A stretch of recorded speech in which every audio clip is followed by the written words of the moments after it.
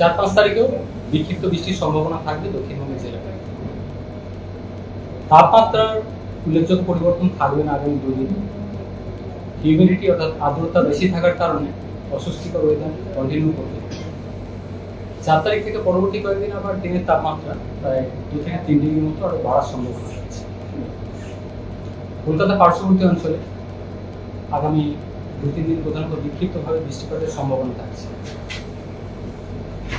উত্তরবঙ্গের জন্য আগামী 24 ঘন্টায় দু এক জায়গায় ভারী থেকে অতি ভারী বৃষ্টিপাতের সম্ভাবনা রয়েছে, বিশেষ করে জলপাইগুড়ি, কোচবিহার, আলিপুরদুয়ার এই সাইডে।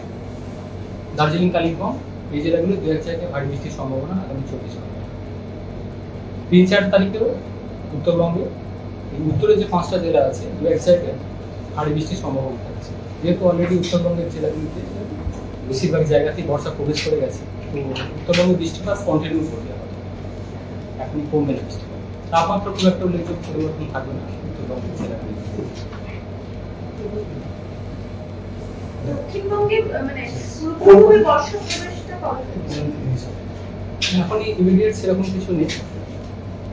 আগামী 2 দিন বৃষ্টিপাতের সম্ভাবনা থাকছে, বা তারপরে যেটা বলা হলো মেনলি বিক্ষিপ্ত বৃষ্টিপাত বা লোকালাইজ ধরনের বৃষ্টিপাতের সম্ভাবনা থাকছে।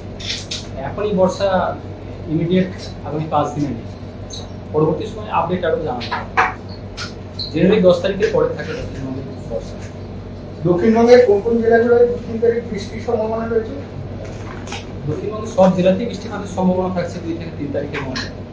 প্রভাবটা কিছুটা বেশি থাকবে পশ্চিমের জেলায়, বিশেষ করে পূর্ব পশ্চিম বর্ধমান, বীরভূম, পুরুলিয়া, বাঁকুড়া, ঝাড়গ্রাম, সেই সাথে পূর্ব পশ্চিম মেদিনীপুর, মিলিয়ে এই ওয়েস্টার্ন পার্টটায় প্রভাবটা কিছুটা তুলনামূলকভাবে বেশি থাকার সম্ভাবনা।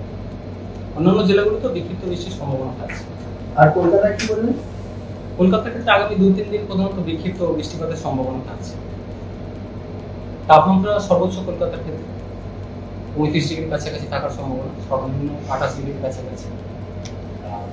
দিনের তাপমাত্রা আগামী 2 দিন খুব একটা চেঞ্জ নেই, তারপর আবার একটু বাড়বে 2 থেকে 3 ডিগ্রি দিনের তাপমাত্রা। আর্দ্রতা বেশি থাকার কারণে অস্বস্তিকর ওয়েদার কন্টিনিউ করবে। আর উত্তরবঙ্গে আগামী 24 ঘন্টায় ভারী থেকে অতি ভারী থেকে অতি ভারী বৃষ্টির সম্ভাবনা থাকছে মেনলি জলপাইগুড়ি, কোচবিহার, আলিপুরদুয়ার এই জেলাগুলো দু এক জায়গায়, আর দার্জিলিং, কালিম্পং ভারী বৃষ্টির সম্ভাবনা থাকছে। 3-4 তারিখেও উত্তরবঙ্গের উত্তরে 5টা জেলায় দু এক জায়গায় ভারী বৃষ্টির সম্ভাবনা থাকছে।